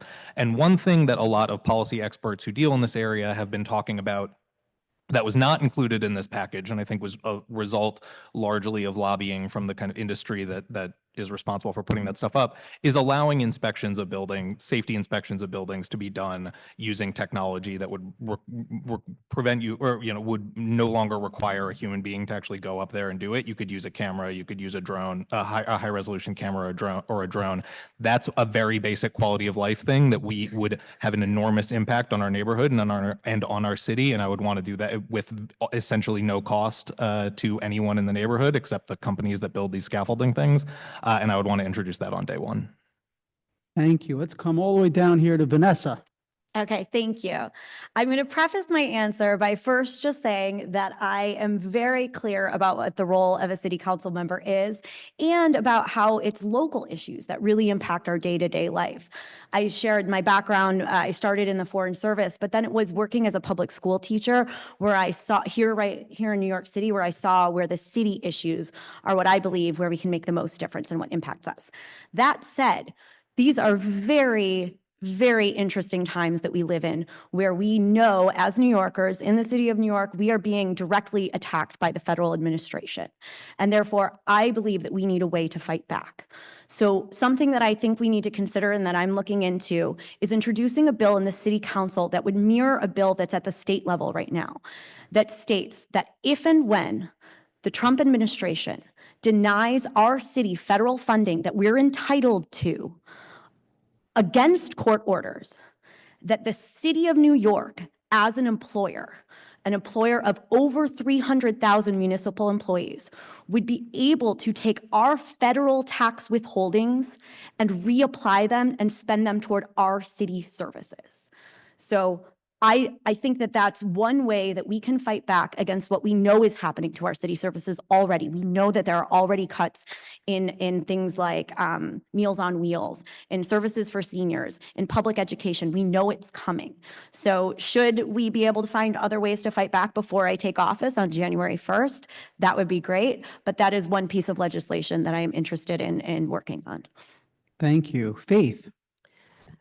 So as a lawyer, I know that our city has lots of laws, many of which we don't use. They need to be tweaked, they're not enforced. And I'm not generally a proponent of just having to enact more legislation, just to enact legislation. That said, there are some bills in the council already that I would sign on to. I am a big proponent of banning e-vehicles from our parks, of requiring licensing and registration and insurance. I also believe that we need to expand the eligibility for SCREE and DREE and include a New York City tax credit like the state has for home providers, family providers of medical care, of health care to seniors. And I think a lot of our bigger impacts is really on the budget. I do believe that our police force needs more funding. I do think on one other piece of legislation, I would if it has been, it's been proposed at the state level, but I would bring back the mask ban in New York City that was in place for years that allows people to hide behind anonymity to harass our New York City residents. And so I would bring that back. But generally, our biggest impact is really through funding. And so I would make sure that our schools have the funding they need to make sure that our every student has a school, a high-quality school close to home that they don't have to travel an hour or more to get to, that our seniors have services that they require, and that our police forces have the resources they need to keep us safe on a daily basis, and so that nobody 10 feels seconds. unsafe walking our streets or taking the subway or public transit. Thank you. And Virginia? I agree. The campaign I'm running is really focused on a safer and a more affordable city. Those are consistent themes that I hear across the district. We spent some time already talking about affordability. I agree about revisiting SCREE and DREE and seeing how we can expand those critical programs. And shifting to safety, we have the laws. We need to invest in enforcement. And that means supporting our police force and actually requiring that we follow the law. Taking the example of e-bikes, it's the Wild West out there. You've got e-bikes on the sidewalk going the wrong direction, and we have the tools and the ability to enforce safer streets so that everybody feels safe. A vacancy tax to help deal with empty storefronts is also something I'm interested in. We had such a vibrant city when I grew up, full of small businesses. And now, as we walk down the street, there are lots of empty storefronts that contributes to this feeling of a lack of safety here in our city. I agree with what Ben brought up. We need modern solutions to old problems. So using technology to examine our buildings in lieu of scaffolding that blocks the streets, makes them less accessible, and is plain ugly, is something we could do with a more modern city council. Accountability is another key theme of my campaign. The city council has an $110 billion budget that we oversee, and it's not managed as effectively as it could be right now. A simple example is investing $100 million in My City Portal, where that has yet to launch. I have a background in tech and would apply that with a day one goal of making all of our websites accessible. Right now, they're difficult to navigate for a fully abled person, let alone someone who's struggling with visibility or needs an ADA accessible website. Those are some of the things I would do to do more with less as we are faced with federal cuts. Thank you. We have just two more questions left, and we want to give Faith an opportunity to kick off. So Faith, this one's going to come to you first. Okay. This one is dealing with overlapping mental health and homelessness crises that are going on here in New York City, particularly since COVID broke out. What specific actions would you take as a city council member to address these issues? Thank you. I think it's an important issue, and we all see it every day on our streets and in our subways. So we need to address the mental health crisis. Part of it is a function of de-investing in it for so long. We've started to reinvest in the mental health field, but we need to do more. We need to make sure that we have enough beds in the places that we need them, long-term, short-term, outpatient programs to address the needs that people have before we get them housing. So I know there's a housing first model, but we need to stabilize people, get them treatment, get them on medication if they require it, and make sure that they are functional in everyday life before we then get them into transitional and then permanent housing. Otherwise, we wind up just in this cycle of people winding back up in the emergency room. And we need to make sure that the programs that we're invested in makes sense, that the money is being used wisely, effectively. We have PATH teams, we have other teams that are going around in our subways, on our streets, finding people who need help, but a lot of them don't communicate with each other. And so it's a one-time encounter and there's no coordination of services.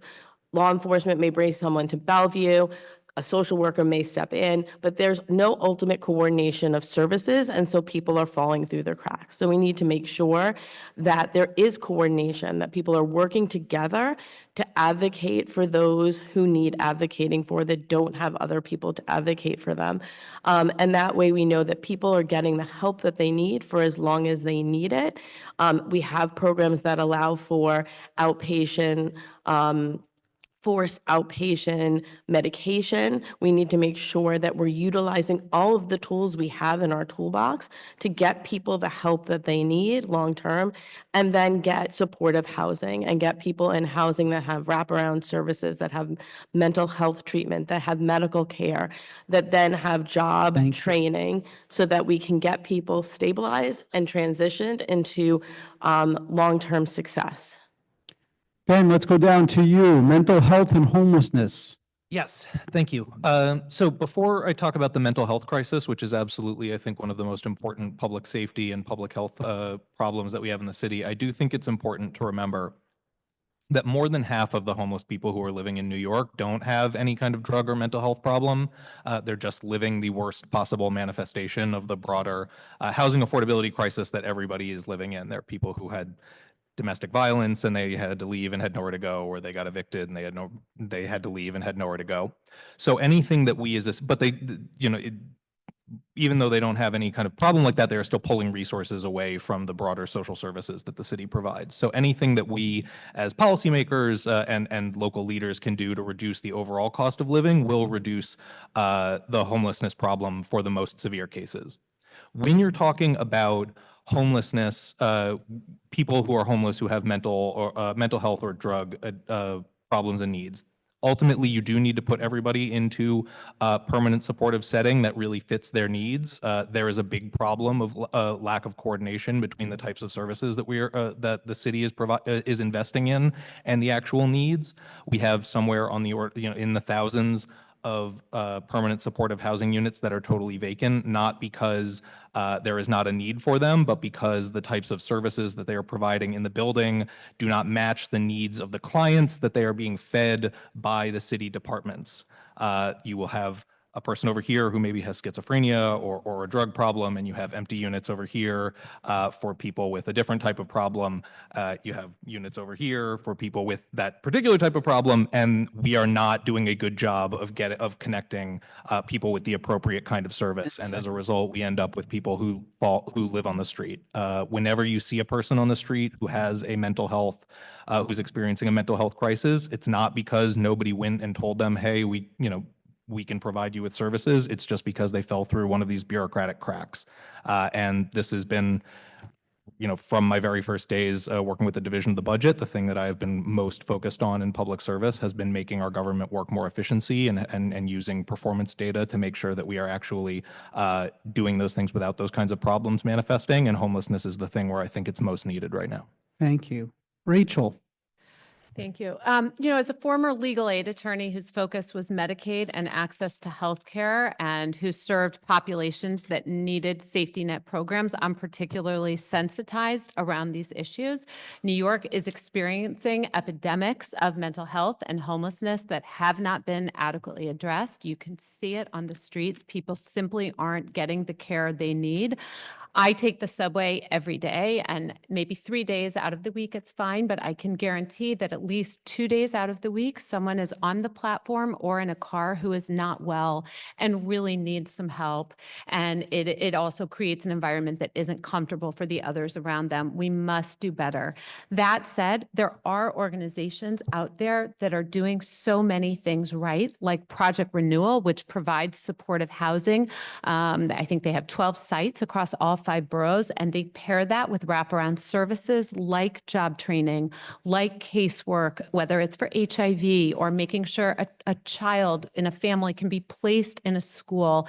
I went to one of their sites in Brooklyn where they have beautiful greenhouses. They have a recipe that is successful for long-term stability, and we need to make sure that organizations like this are supported and replicated and amplified, that they are connected with every dollar of possible funding, whether it's at the city, state, or federal level. If the Trump proposed cuts to Medicaid go through, all of these problems will be exacerbated, and New York City and H&H, the largest municipal healthcare system in the country, will be in a world of hurt. It is vital that we have strong voices to push back, 10 that we are seconds. making thoughtful investments in mental health initiatives that will be meaningful for the people who live here. Thank you. Thank you. Vanessa. Thank you. First, I just want to say I'm grateful to Ben for bringing context to the conversation around what homelessness looks like in New York City. But I do want to address the street homelessness right now that we know is a symptom of a mental health crisis here in New York City. And I want to share that there is a facility here in Manhattan on Randall's Island that used to have capacity for 4,000 inpatient beds for people with severe mental illnesses or people who need drug rehabilitation.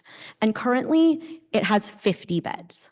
So this is a facility that actually already exists. And so I'm supportive of the plan of expanding funding toward this facility because we do know that we have a mental health crisis.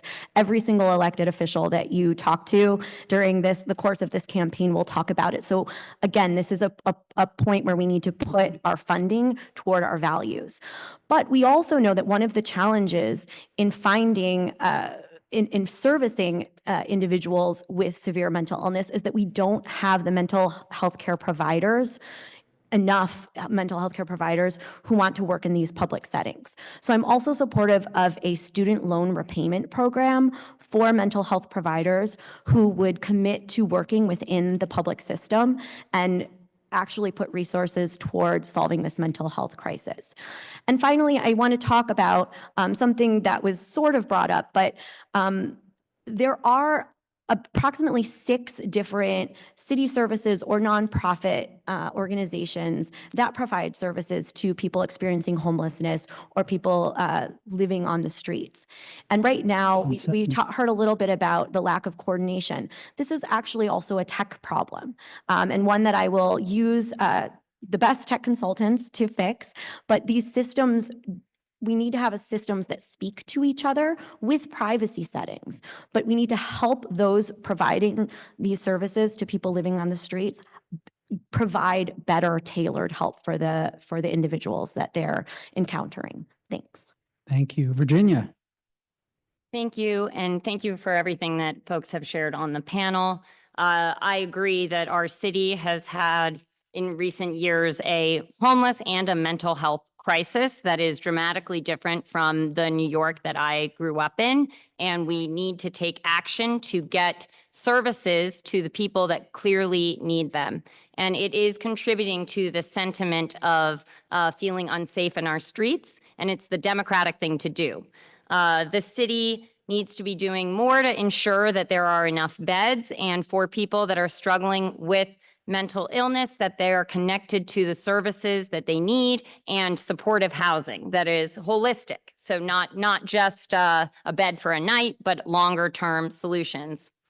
And the way I approach problem solving is solving it before it starts. And I would break down the challenges that we're having in the city around homelessness and mental illness and look at the communities in particular that are at these vulnerable moments and ensure that the city government is intervening at that time. Long term, it will save the government money by helping bridge a period where someone might have just lost a job and may be struggling to afford their apartment, or a veteran who needs assistance reintegrating back into a job. So addressing those moments where we can really help with our services that we have. I agree, we need to make sure our systems are speaking to each other, because right now they are not. The city systems need to be modernized. I do this in my day job. When something's not working, we break it down and we rebuild the product better. And that's what I think we need to do with our New York City government. Thank you. Thank you. So we're up to our last question here. And Vanessa, we'll start with you and we'll just work our way straight down, not to throw anybody off. And this question here is on the budget. The city council plays a crucial role in negotiating the city's $115 billion budget. What priorities would you push for in the city budget? And how would you navigate cuts to vital programs that happen oftentimes? Okay, thank you. I did have the opportunity to talk a little bit about the budget, but I appreciate that. Negotiating the city budget is one of the main functions of the city council, right? Negotiating in negotiation with the mayor. Real quick, one of the strengths that I want to share that I think I bring to this position is my background in multilateral negotiations. So as a foreign service officer, I had the opportunity to represent the United States as a delegate to the United Nations. So this is a very similar format to when you're negotiating on the city council. It's not a business negotiation or lawyer to lawyer negotiation. It is a multilateral negotiation where you need to lift up and understand how your priorities for your district, or in the case of the UN, your home country, align with the other priorities of the other stakeholders in the room. So this is something that I have a lot of experience in, and that a strength that I will bring to the position. And in terms of what priorities I think are going to be really important, first and foremost, I think education is a priority that we know we are losing money from the federal government for our public schools. I mentioned I'm a former public school teacher. I'm also a public school parent. So I know that not everybody necessarily has children in the public school system, but it really truly is an investment in the future of our city. I think second, maybe not in priority order, but another big priority is ensuring that our city services are fully funded. I shared in my opening, one of the things that I keep hearing from voters. 10 seconds. Oh, sorry, is that it shouldn't be so hard to have to live in New York City. So navigating, we have a lot of city services, whether it be access to affordability programs and housing, or access to services for seniors, but they're not actually, or even, using 311. Right now, we don't have the ability, there's two, anyways, right now, I'm conscious of the fact that I had 10 seconds and I got thrown out. But I will continue talking about the budget in my closing. Thank you, Faith. Thank you. So for me, it's I don't want to say it's simple, but it's really getting back to basics, right? Getting back to the basics of what New Yorkers need. So it's funding our schools, funding our police, making sure our parks, our libraries, our senior centers are all funded, because these are resources that we take advantage of every single day and are critical to the survival and success of our city. So as someone who has sat on PTAs and school leadership teams for a decade, including as president, I've helped to negotiate the budget for schools.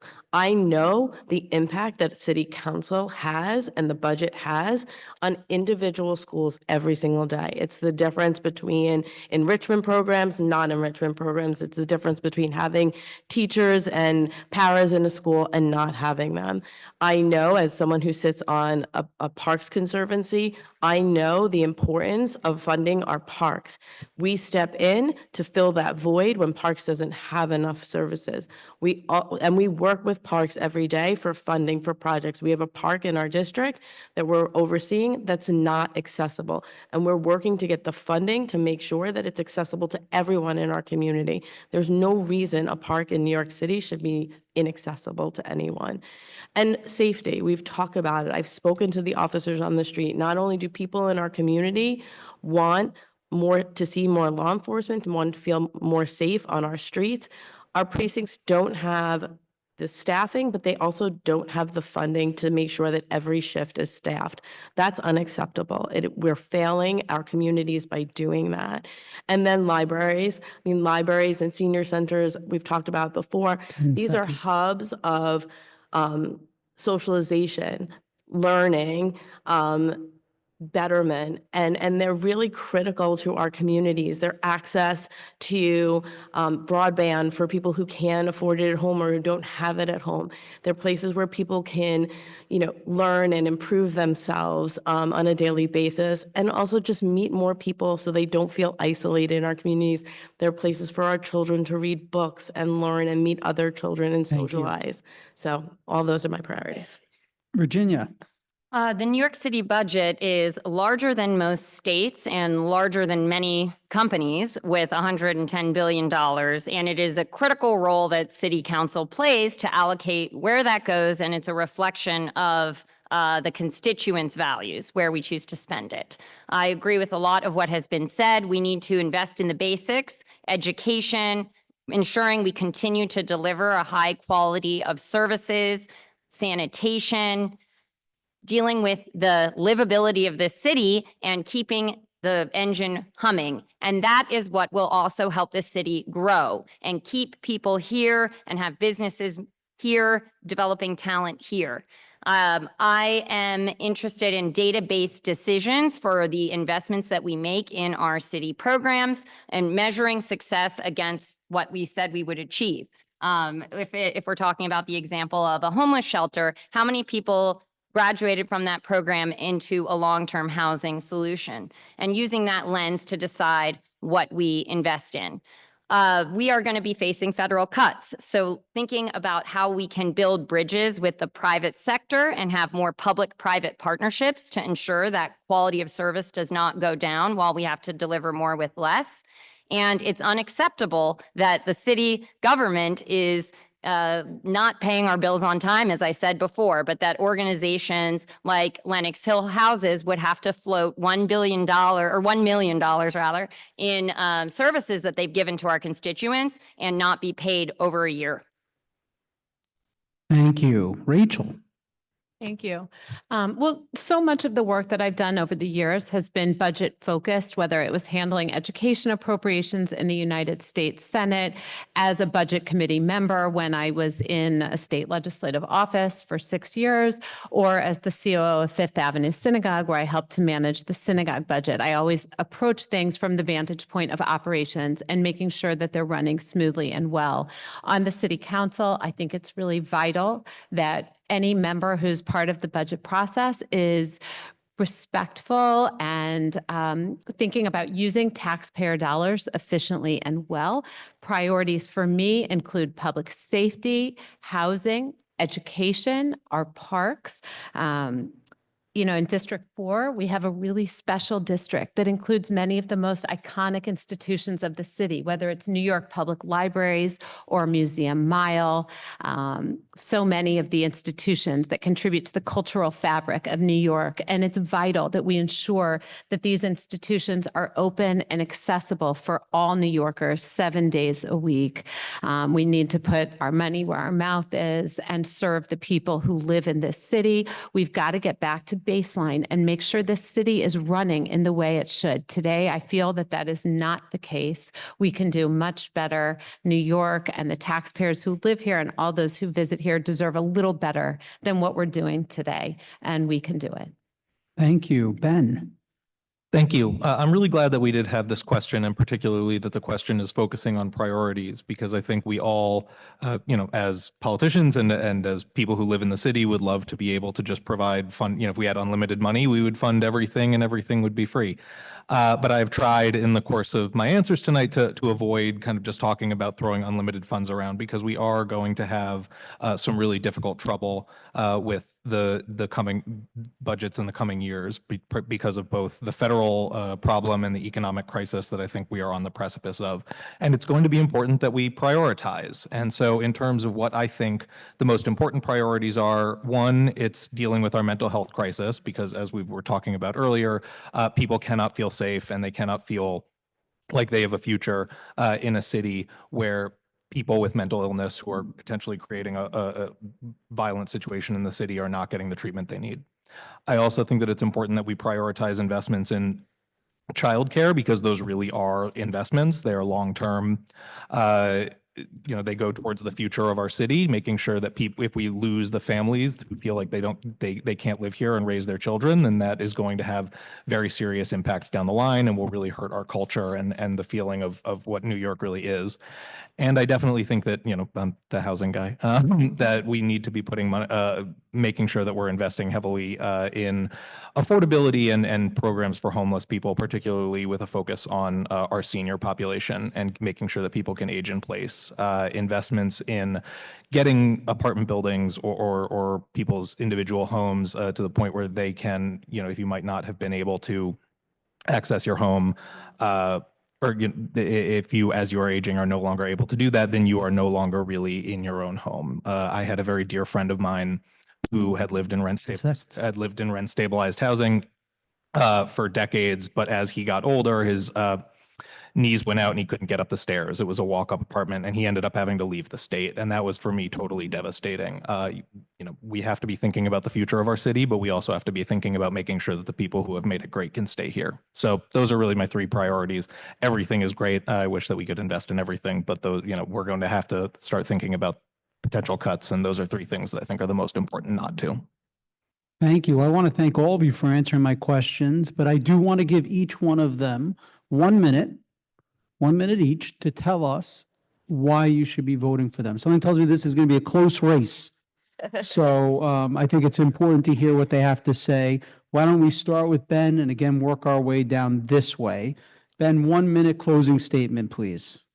Yeah, I mean, in terms of why I think people should be voting for me, I have a great deal of personal and political and professional experience making life here in New York a little bit better. It's through my time working in public service, through my time representing the East Side as a neighborhood Democratic Party leader. I don't know what that is. And having grown up here and being in a position where I want to build a life for myself and my family here, I really value that experience. I feel that it's reflected in the campaign that I'm running. Like I mentioned earlier in my introductory remarks, I have a really detailed policy proposal on my that I've been promoting on social media and on my website. You can go to it. I really encourage you to read through all of it. It's like 30 things at this point, and it's going to get longer over the course of the next 2 months. And I think that I'm really the person who can best make the changes that our city needs right now. Thank you. Rachel. Thank you. One thing sets me apart from the others in this race, and that is legislative experience. I bring decades of work, more than 25 years of work in government and public policy, and as a legal aid attorney to bear on the issues that impact New Yorkers' day-to-day lives. We're at such a critical juncture for the city and the nation, and we need strong and experienced voices at the table, ready on day one to tackle the issues plaguing New York. The city is simply not running the way it should, whether it's e-bikes flying down the sidewalks, illegal weed shops that are far too prevalent and located near schools. We wait in front of the drugstore case to get our toothpaste and our deodorant because of rampant retail theft. And as we've been mentioning tonight, epidemics of mental health and homelessness that simply have not been adequately addressed. New York deserves better, and I have the track record to deliver results. My career has been devoted to finding practical solutions to complex problems, and I have done that through collaboration and principled leadership. I have built coalitions across party lines, engaged with diverse community stakeholders, and fought for the resources our neighborhoods need. When I make a promise to the people of this district, I back it with a lifetime of public service. Thank you. Thank you. Virginia. I'm running a platform focused on delivering an accountable government, an affordable city, and an accessible city. Accountability means more transparency in how we spend our $110 billion budget, public service dashboards, and investments in public safety that actually works. Affordability, we've talked about the housing crisis and delivering real solutions and protecting our tenants. And lastly, accessibility. That includes access to information, access to transportation, and opportunities. I have a experience in technology to use that to deliver real world problems. I have a record of public service and a lifelong commitment to New York City.